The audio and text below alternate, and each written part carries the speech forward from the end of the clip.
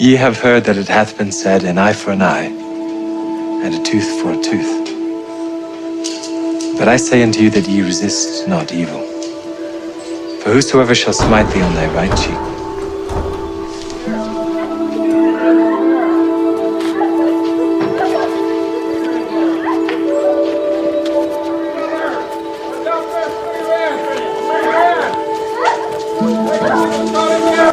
U tomu pismoznanci i farizeji dovedu neku ženu zatečenu u preljubu. Postave je u sredinu i kažu mu: Master, this woman was taken in adultery, in the very act. Now Moses, in the law, commanded us that such should be stoned. But what sayest thou? To govorahu samo da ga iskušaju, pa da ga mogu optužiti.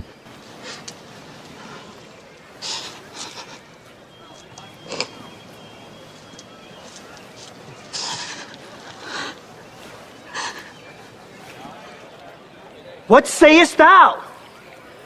Isus se sagne pa stane prstom pisati po tlu. A kako su oni dalje navaljivali, on se uspravi i reče im: he that is without sin among you, let him first cast a stone at her.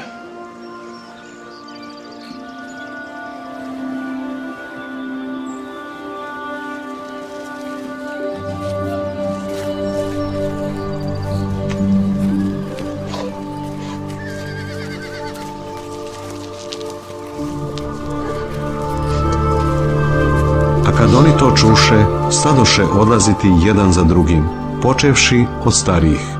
Osta Isus sam i žena koja stajaše u sredini.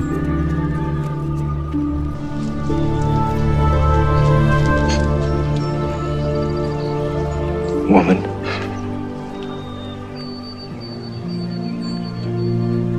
where are those thine accusers?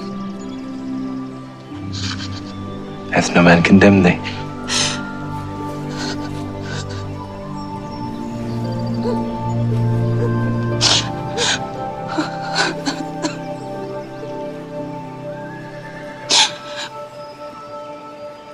No man, Lord.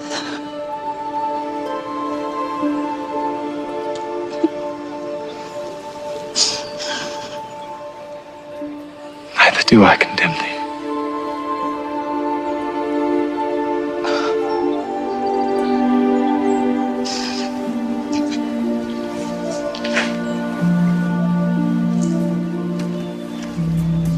Go